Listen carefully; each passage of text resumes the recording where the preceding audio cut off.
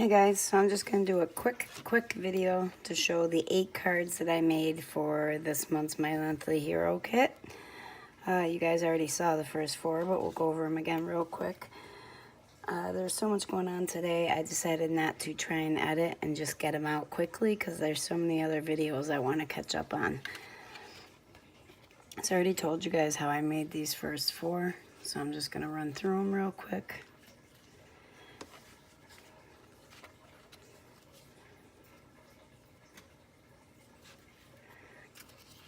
I love this one. I don't know. It came out exactly the way I thought it would. And I even like the washi tape behind it. But this is still one of my favorites.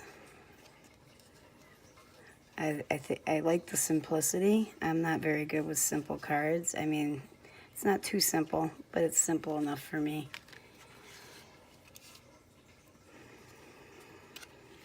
If you guys have any questions or something I didn't explain on these cards, just let me know.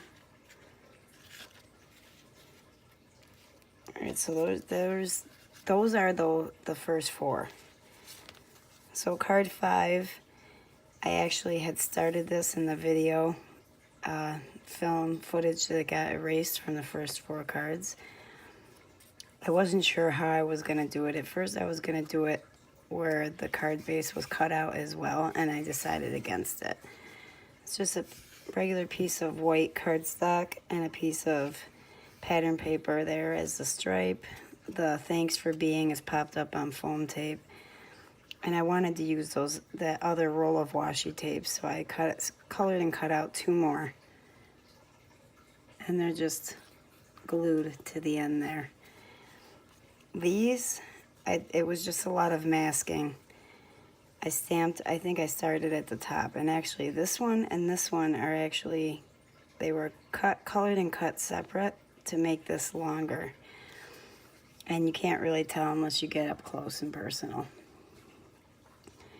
But I just stamped it out, masked it, did the second, did the third, did the fourth, all the way down, colored them all, and I drew a line. I just used my ruler and drew a line straight down on each side to make what would be the pole holding all the washi tapes up.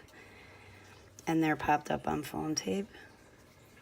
And it's thanks for being awesome. And I just used a piece of Post-it tape to block off awesome and vice versa so that I could separate that sentiment.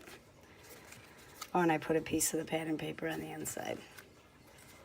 That's also on a Fog card base from Simon Says Stamp. This is another one of my favorites for this set. I really like this card.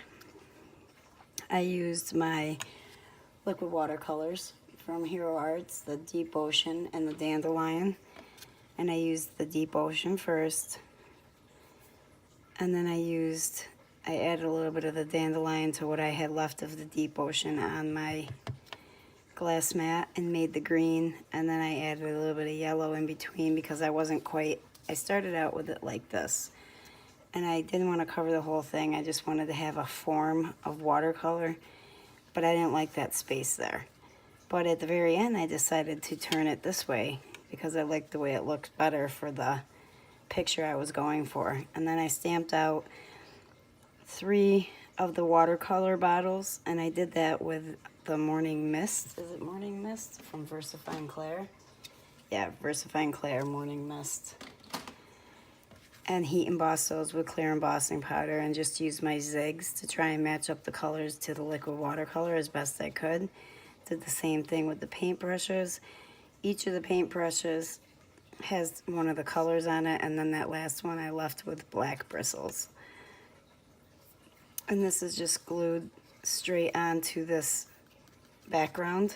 The background is popped up on foam tape, but the sentiment is just glued in place with the paintbrushes. But before I put any of that on, I took some leftovers of the liquid watercolor, mixed with a little bit more water, and flicked my paintbrush onto the panel. And this is a 140-pound watercolor cardstock, and it's like a deep blue. This is cardstock I got at Christmas time from Joann's, and I think it's basil. And that's it for that card. And this, I like the way this card turned out too. Now this one's on Nina, 110 pounds. It's got a black mat. And this one's actually on a piece of fun foam because it got so bent and warped. But I took a lot of the stamps that I hadn't used yet from the kit. The marker, the colored pencils, the pencil sharpener with shavings, paper clip, and I even took some I already did use, like the sequins, the hearts, and I just stamped them all over the panel. Now this was actually a piece of white, and man, Corin was right when she said the difference in the color is just stark. Now this is Ranger or Tim Holtz watercolor cardstock. I don't know if you guys can see it on there, but in person, the difference is just amazing.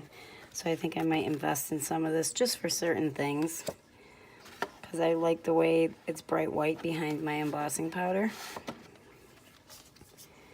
And then I actually used on this my Nuvo shimmer powder, which I only have one of these, and I've never used it. I remember when I bought it, and I've never ever used it.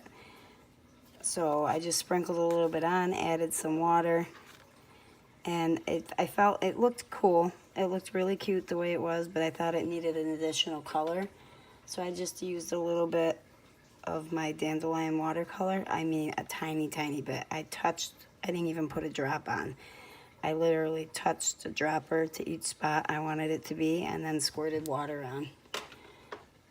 And it gave me exactly the type of look I was going for. I do have to invest in some more shimmer powder because I had fun with that. Then I just used a piece of vellum. I tried using what I had left from a kit. This is from a Hero Arts kit a while ago. And it was the gold spray, but the sprayer doesn't work. So I kind of got to shake it, open it, and kind of flick it on. It doesn't always go where you want it to go, so it's a pain in the butt.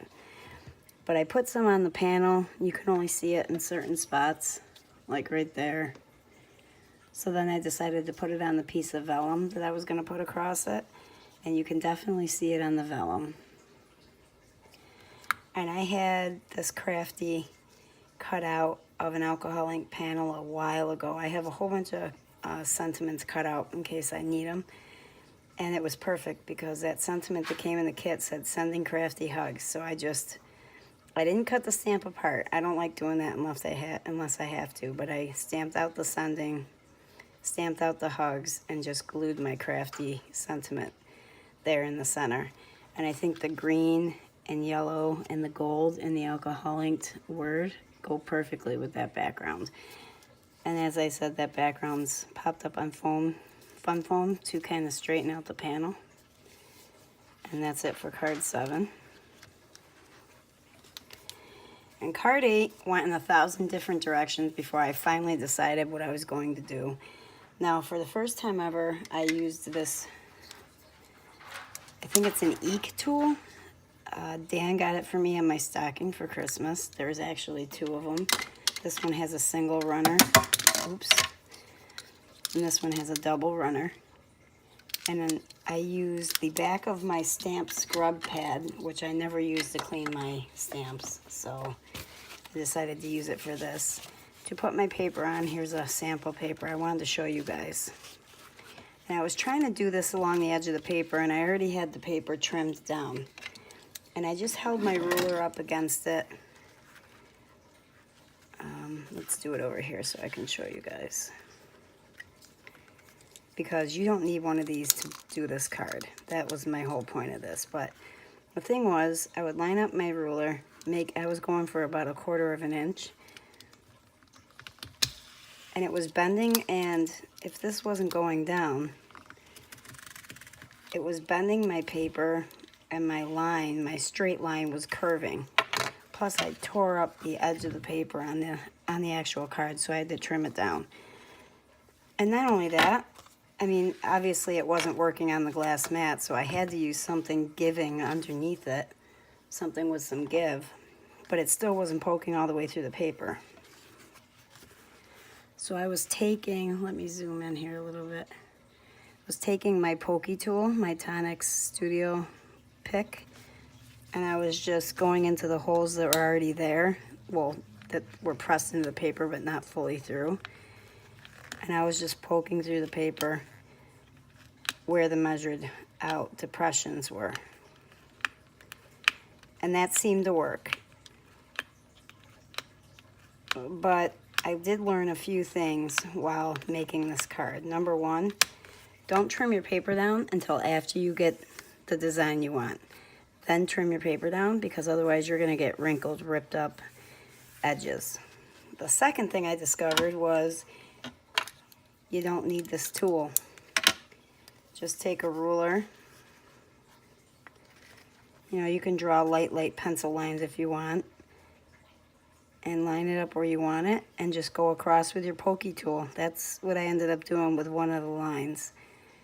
Just put it right up against your ruler, and you can do any amount of spacing that you want. And if you're pretty good at eyeballing it, which is what I would recommend, if you went through and you did light lines and then you did light pencil dots every 1/4 of an inch or whatever, I mean, if you don't mind taking the time, but that will take some time, especially depending on your design. But this worked just as well. And once the thread or the yarn or the, you know, whatever you're putting in there is in there, you're not really gonna notice how far apart your holes are, or if it's not specifically equal, unless it's a big difference from hole to hole. Anyway, moving on. Just wanted to show you guys that you don't need any fancy gadget tool. And I'm assuming even a piece of fun foam would work for this. I don't think you necessarily need something that thick. Okay, so this was the card that I ended up coming up with. As you can see a little bit there, it bent a little bit because I went over it a couple times. And I actually trimmed the worst of it off. This is popped up on foam tape. I used 2 different kinds of embroidery floss from DMC. The only 2 I have left in my stash, actually. I used to have tons and tons of floss and cross-stitch fabric patterns and everything, but I don't anymore. Moving along, I went all the way around the edge. I did 2 solid lines of green on the sides, and then I alternated green and pink on the top and bottom. I stamped out the sentiment that said, "You're so nice," and used that little needle with the heart thread. Now, as you can tell, I tried, you guys. I tried cutting the ones that had dies out with the dies and not trimming them down, but I ended up trimming the white edge off of everything because safety pin didn't have a die. The circle didn't have a die. I'm horrible at leaving a white border when I'm free-handing it or cutting it. So I just trimmed everything down. This basket came in a previous new word for you guys. Previous Hero Arts kit. It was actually the very first kit I ever received from Hero Arts, and it had the bunnies that were gardening and all the vegetables, and it had the fancy dies that were the holes, like the ground and the fence. I don't know if you guys know what I'm talking about. I wish I knew. I think it was 2016, 2017 maybe. And it was in March or April. Anywho, I used the buttons, and I used Catherine Pooler ink and rose petal and sea foam, and just did those in the background because originally they weren't there. And I just laid out all my little guys down here, and the center here just looked too plain. So then I took everything off, added the buttons. Now these were all glued inside the basket. I just cut a slit in it with my X-Acto, right across the border here and up the side of the handle to the edge. And the same thing on the other side. Stuck everything in there, and then I put some stray stuff over here so it wouldn't look like everything's floating. And if you can tell, I did put a shadow underneath the basket. I can see it. I don't know if you guys can see it. But that's it. I only did 8 cards because I have so much to move on to. I will make sure that I want to hopefully put the next video out tomorrow. I'm working with the Club Cersei stuff for this month. and I want to do a video for that. And there's a couple videos I want to get out before I start working on Jax's birthday invitations. So I hope you guys like these cards. If you guys had any questions, leave them in the comments below.